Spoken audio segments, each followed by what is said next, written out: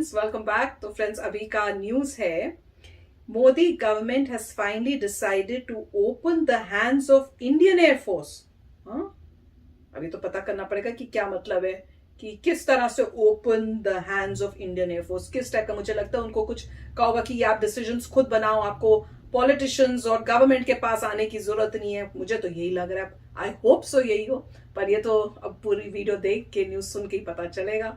तो वीडियो शुरू करते हैं, पर वीडियो शुरू करने से पहले अगर आप चैनल पर नए हो और आपने अभी तक सब्सक्राइब नहीं किया तो जल्दी से पहले सब्सक्राइब के बटन और बेल आइकन को क्लिक कर लो, ताकि आपको हमारे सारे न्यू वीडियोस के नोटिफिकेशन मिल जाए जैसे हम अपलोड करें। अगर आपको वीडियो पसंद आता है प्लीज लाइक एंड शेयर। चलिए शुरू करते हैं।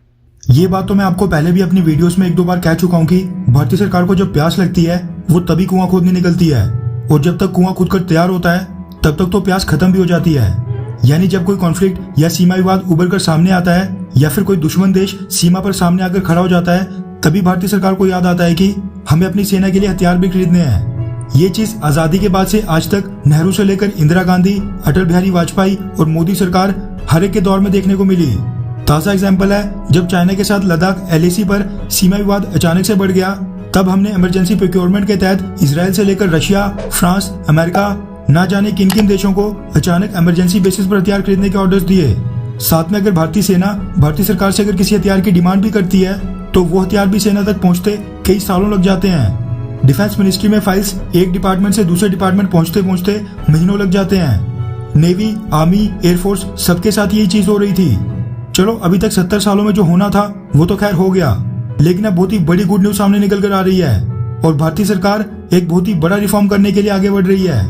रेफरेंस के लिए आपकी स्क्रीन पर न्यूज 18 के एक आर्टिकल का स्क्रीनशॉट है, जिसके मुताबिक एक बड़े रिफॉर्म की तरफ बढ़ते हुए भारतीय सरकार अब इंडियन एयरफोर्स को कुछ स्पेशल फाइनेंशियल पावर्स देने जा रही है, जिसके बाद इंडियन एयरफोर्स को जब एयर एसेट्स की जरूरत होगी तो फिर उनको प्रोक्योर करने के लिए डिफेंस मिनिस्ट्री पर पूरी तरह निर्भर नहीं रहना पड़ेगा। जब भी इंडियन एयरफोर्स को फील होगा कि उन्हें किसी तरह के एयर एसेट की जरूरत है तो वो उनको अपने लेवल पर ही प्रोक्योर कर पाएंगे। न्यूज 18 की रिपोर्ट के मुताबिक भारतीय सरकार अब ऐसा रिफॉर्म करने जा रही है जिसके बाद अगर इंडियन एयरफोर्स को शॉर्ट टर्म के लिए किसी भी एयरक्राफ्ट जिनमें मिड एयर रिफ्यूलर्स भी शामिल होंगे और उनसे संबंधित किसी भी आइटम की जरूरत पड़ेगी तो फिर इंडियन एयरफोर्स उनको डायरेक्ट रूप से खुद भी हायर यानी किराए पर ले सकेगी। यहाँ पर मैं खास तौर पर मेंशन करना चाहता हूँ कि इंडियन एयरफोर्स को एयरक्राफ्ट या उससे रिलेटेड आइटम्स हायर करने की फाइनेंशियल पावर दी जा रही है, खरीदने की नहीं, वो भी लिमिटेड टाइम पीरियड के लिए। दोनों में बहुत ही ज्यादा अंतर होता है। भारतीय सरकार ने यह फैसला इसलिए लिया है ताकि गलवान घाटी की घटना जैसी अगर दोबारा भविष्य में ऐसी कोई इमरजेंसी वाली स्थिति पैदा होती है तो जो आर्म्ड फोर्सेस से लेकर डिफेंस मिनिस्ट्री और फिर जिस कंपनी से हथियार प्रोक्योर करना है, इन सब के बीच जो पेपर वर्क और बाकी फॉर्मेलिटीज में टाइम वेस्ट होता है उसको बीच से खत्म किया जा सके। ये तो खैर अभी तक क्लियर नहीं हुआ है कि इस रिफॉर्म के बाद इंडियन एयरफोर्स को कौन कौन से एयर एसेट्स किराए पर लेने की परमिशन मिलेगी, लेकिन जो अभी रिपोर्ट सामने निकल कर आ रही है उनके मुताबिक इस रिफॉर्म के बाद इंडियन एयरफोर्स न सिर्फ प्राइवेट डिफेंस कंपनीज बल्कि जो दूसरे देशों की गवर्नमेंट यानी दूसरे देशों की सरकारें हैं उसके साथ भी डायरेक्ट वेपन्स की डील कर पाएगी। वहीं आपकी जानकारी के लिए बता दूं कि जो DFPDS delegation of financial powers to defence services document में सरकार साल 2016 के बाद मेजर रिफॉर्म्स और रिविजन्स कर रही है, जिसमें किसी इमरजेंसी सिचुएशन या इमर्जिंग सिक्योरिटी थ्रेट की स्थिति में आर्म्ड फोर्सेस को ऑपरेशन रेडी रखने के लिए क्रिटिकल वेपन्स और मशीनरी की प्रोक्योरमेंट पर मुख्य रूप से जोर दिया जा रहा है, वो सरकार बहुत ही जल्द नोटिफाई करने वाली है। ये सब मेजर रिफॉर्म्स होने के बाद इंडियन एयरफोर्स को एग्जैक्टली क्या क्या पावर्स मिलेंगी ये तो खैर तभी कंफर्म हो पाएगा, लेकिन न्यूज 18 के डिफेंस सोर्सेज के मुताबिक मोदी सरकार इंडियन एयरफोर्स को इमरजेंसी सिचुएशन में कुछ एयरक्राफ्ट और उनसे संबंधित इक्विपमेंट किराए पर लेने की पावर्स देने वाली है। तो फ्रेंड्स, न्यूज तो अच्छी है। क्यों? क्योंकि शुरुआत तो हुई। जो कह रहे ना 70 साल से कुछ भी नहीं हो रहा था, एटलीस्ट चेंजेस लेने। अब एकदम से तो सारे चेंजेस या बहुत बड़ा चेंज तो कर नहीं सकते, पहले धीरे धीरे करेंगे ना। तो वही उन्होंने किया कि फर्स्ट स्टेप किया कि इमरजेंसी में अगर आपको किसी चीज की जरूरत है, कोई एयरक्राफ्ट की जरूरत है, तो आप रेंट पे कहीं से भी ले सकते हो। तो आपको इतना बड़े प्रोसीजर के लिए कि भैया पेपर वर्क भेजो, फिर वो वहां पे डिपार्टमेंट में जाएगा, फिर वो डिपार्टमेंट में जिसने देखना है वो साइन आएंगे, जब तक वो साइन आएंगे वहां आएगा तब तक जरूरत ही खत्म हो गई, टू लेट। तो अगर इम्पोर्टेंट है, इमरजेंसी है, चाहिए उसी टाइम उस सिचुएशन में, तो आप सीधे डायरेक्टली उसको रेंट पे ले सकते हो। तो मतलब है, मतलब रेंट करना डेफिनेटली इतना बड़ा बात नहीं है, पर एटलीस्ट कुछ तो हुआ।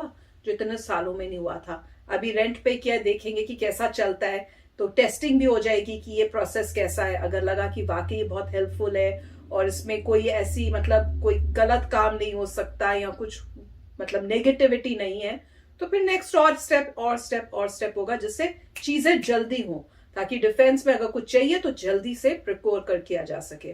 तो बहुत अच्छा किया है। मैं तो कहूंगी कि मोदी जी जो है, उनकी गवर्नमेंट ने एटलीस्ट ये शुरुआत तो की जो कोई किसी ने पहले नहीं की थी। सबको कंट्रोल अपने अंडर चाहिए कि भैया हम मिनिस्टर बने, हमारे अंडर कंट्रोल हो। अब यहाँ धीरे धीरे वो कंट्रोल थोड़ा निकलता हुआ दिख रहा है कि करेक्ट डिपार्टमेंट्स में हो, मिनिस्टर के हाथ में। अगर कोई मिनिस्टर करप्ट हो और गलत कर रहा हो, नहीं दे रहा इंपॉर्टेंस डिफेंस को, तो थोड़ा थोड़ा वो वहां से हटा रहे हैं पावर धीरे धीरे। मुझे तो यही लग रहा है। पर बहुत अच्छी न्यूज थी, और इंडियन एयरफोर्स के लिए कर रहे हैं, उसके लिए तो मेरा एक स्पेशल, हमारा तो है ही दिल उस साइड में।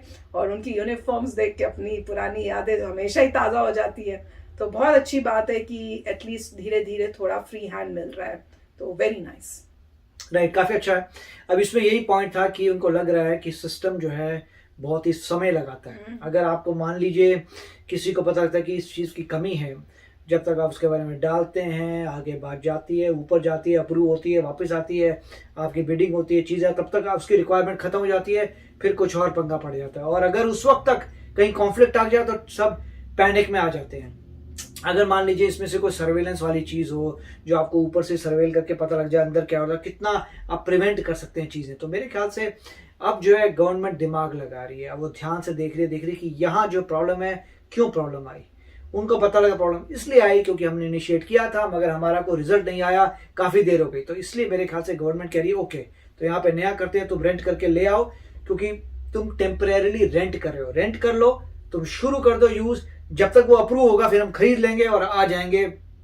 तो इस तरीके से ये जो गैप है प्रॉब्लम सॉल्व हो जाएगी। और इसमें जो है, ये जब कोई भी कोशिश करता है कि हमें वाकई ही किसी को टक्कर देनी है, अब हम बहुत सीरियस है, हमें कुछ ना कुछ करना है, लॉन्ग टर्म के लिए करना है, तभी ये बातें सामने आती हैं, राइट। और अभी मेरे ख्याल से खुद की रिसर्च एंड डेवलपमेंट में भी बता नहीं रहे, इंटरनल बातों की बहुत पैसा लग रहा होगा अब कि, और क्यों पता लग रहा है, क्योंकि जहां ड्रोन आने चाहिए थे 5 साल में, वो 1.5 साल में आ रहे हैं। इसका मतलब है बहुत ही जबरदस्त R&D हो रही है, और ये हो रहा है कि हमें खुद के वेपन्स बनाने हैं। अब यहाँ पे क्या है, जब कई बार जो होता है, अगर ये चीजें हर देश में होती हैं, यूएस में भी एक समय पे ऐसा होता था, उसके बारे में काफी सालों बाद उन्होंने मूवी बनाई थी। उस मूवी में नेवी का दिखा रहे थे कि नेवी का जैसे किसी सामने टारगेट आता है तो वो उसे अप्रूवल लेना पड़ता था फायर करने से पहले, टॉर्पीडो। तो वो आ रहा है, वो किसी को कुकू करके बोल रहा है, वो ऊपर जा रही है, वो देख रहा है, अच्छा, फिर वो किसी को बता रहा है, उतने वहां जाती थी, फिर वहां से पूरा वापस आया, तब तक वो हिली गई, और दिखा कि हिली गई, उसने फायर कर दिया और ये तबाह हो गए। तो उसकी स्टडी उन्होंने की, तो उनको पता लगा कि ये चेन ऑफ कमांड जो है, ये बहुत लंबी चेन ऑफ कमांड है। अनलेस तुम्हें न्यूक्लियर टॉर्पीडो फायर करना है, तब तो तुम्हें कोई अप्रूवल नहीं चाहिए। तो उसमें यह था कि अगर न्यूक्लियर है तो ठीक है, आपको पता करने को कि मास डेवस्टेशन होगा, मगर आप रेगुलर टॉर्पीडो कर रहे हो, तो आपने देखा, आपने अपने सुपरवाइजर को बोला, उसने देखा, 2 लोगों ने, अगर कोई भी 2 लोग, उन्होंने वेरीफाई कर दिया, उन्होंने यूं किया, उसी वक्त फायर करके डिस्ट्रॉय कर दो। तो वो तब आता है जब लोग ऐसा करते हैं कि हमें इंप्रूव करने अपने ऑपरेशन से। बहुत अच्छी बात है कि ये हो रहा है, क्योंकि अब जो है एनडी रेडी हो रहा है टक्कर देने के लिए। आपको पता ही है किसको, तो उसके लिए मैं बड़े देश को टक्कर देने के लिए अब इंडिया रेडी हो रहा है। मेरे ख्याल से उसके से सारे वेपन्स आ रहे हैं, और मेरे ख्याल से अब R&D भी इंक्रीज होगी, और मेरे ख्याल से ऐसा प्रोग्राम भी होना चाहिए जहां जहां पूरे देश के शार्प बच्चे हैं, उनको सीधा हायर करके गवर्नमेंट की इन रिसर्च एंड डेवलपमेंट की जॉब्स में डालना चाहिए। बिल्कुल। तो चलो फ्रेंड्स, चलते हैं, मिलेंगे नेक्स्ट वीडियो में बहुत ही जल्द। Till then take care and bye bye. तो अगर आप मेरे इस चैनल पे नए हो तो जल्दी से सब्सक्राइब के बटन को हिट करो और बेल आइकन को क्लिक करो, ताकि आपको मेरा जब नया वीडियो मैं लगाऊं, आपको उसके बारे में जल्दी से पता चल जाए।